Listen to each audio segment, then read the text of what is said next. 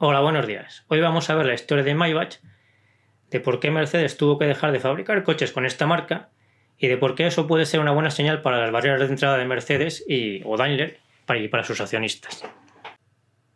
Maybach es una empresa que hacía coches de lujo en la década de los años 20 y 30 en Alemania.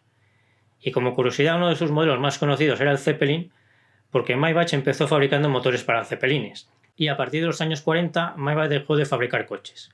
Y ya no salieron más coches de Maybach hasta que Mercedes recuperó la marca a principios del siglo XXI. Es el típico caso de una marca que se ha dejado de usar, pero que en su día tenía muy buen nombre, y otra empresa la recupera, esperando recuperar ese buen nombre y que eso le haga tener barreras de entrada por ese nombre que en su día fue un nombre muy importante. Los Maybach del siglo XXI, los que construyó Mercedes, costaban más o menos entre 400 y 600.000 euros. E incluso hasta 1.000.000 de euros y más. Y el objetivo de Mercedes con esta marca era competir con Rolls-Royce y con Bentley. Es decir, hasta este momento, el modelo de más categoría de Mercedes era el clase S. Y lo que hizo al recuperar Maybach es crear coches de una categoría muy superior al clase S que fuesen equivalentes a los Rolls y a los Bentley para poder competir con ellos. Pero en el año 2011 Mercedes dijo que este proyecto no había funcionado y que dejaba de hacer coches con la marca Maybach. Entonces, a partir de 2015 vuelve a haber coches que tienen la palabra Maybach, pero ya no es marca, sino que son unos modelos especiales, unas versiones especiales de la clase S de Mercedes. O sea, la marca es Mercedes y el modelo es Maybach. Y estos modelos Maybach de la clase S sí están funcionando, pero son otra cosa distinta. Son algo mejores que los clase S normales, digamos, pero no hay una gran diferencia de precio como pasaba cuando Maybach era marca.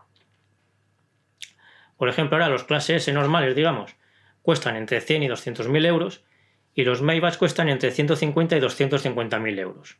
Es algo más, pero no es muchísimo más como pasaba con los Maybach de 400 o 600.000 euros.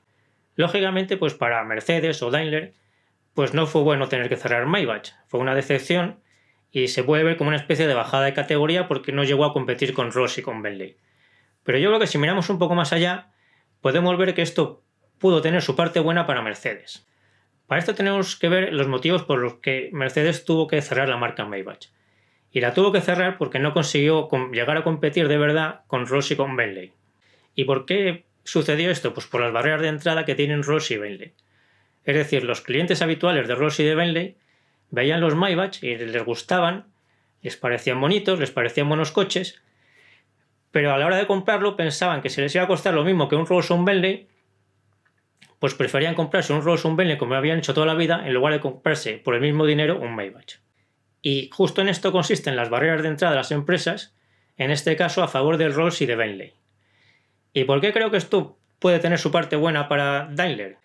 Pues porque estas mismas barreras de entrada son las que le protegen de los competidores que están por debajo suyo, como Alfa Romeo, Peugeot, Citroën, Renault y este tipo de empresas que muchas veces han intentado competir con Mercedes haciendo coches de un precio similar, un poco más bajo, pero no mucho, y de una categoría que pretendían similar y no lo han conseguido, porque los clientes de Mercedes, la mayoría pensaban lo mismo que los de Rolls y de Bentley, que decían, bueno, si me va a costar lo mismo un Peugeot o un Citroën o un Renault que un Mercedes, pues prefiero seguir comprando un Mercedes. Así que por un lado podríamos pensar que lo ideal para Daimler habría sido que Maybach hubiese funcionado y que hubiese conseguido competir con Rolls y con Bentley, pero quizás si esto hubiese sido así, el mundo funcionaría de una forma completamente distinta o algo distinta, y entonces también habría sido posible para los competidores que están por debajo de Mercedes haber competido con Mercedes. Y si esto hubiese sido así, si se hubiesen roto las dos barreras de entrada de Mercedes, la de arriba y la de abajo, pues para Mercedes, Daimler habría sido peor, porque por abajo habría perdido más con la competencia de Peugeot, Citroën, Renault, Alfa Romeo, de lo que habría ganado por arriba con Rolls y Bentley. Porque aunque el mercado de Rolls y Bentley tiene mayores márgenes de beneficios, es mucho más pequeño. Y sin embargo, el mercado natural de Mercedes pues tiene un margen de beneficios algo más bajo, pero es muchísimo mayor. Así que por eso creo que en el fondo quizá tuvo su parte buena que Mercedes no consiguiese triunfar con Maybach, porque fue una prueba más de que las barreras de entrada existen, y existen tanto por arriba como por abajo. Y a Mercedes le conviene que existan tanto por arriba como por abajo sobre todo, porque así protege su mercado natural, y la situación para ella es mucho mejor que si hubiese conseguido romper las barreras por arriba, pero a su vez los de abajo hubiesen conseguido romper a su vez las barreras que tiene Mercedes por abajo. Y me despido ya hasta el próximo vídeo y como ya sabéis, pues nos seguimos viendo siempre en el foro y en las demás redes sociales.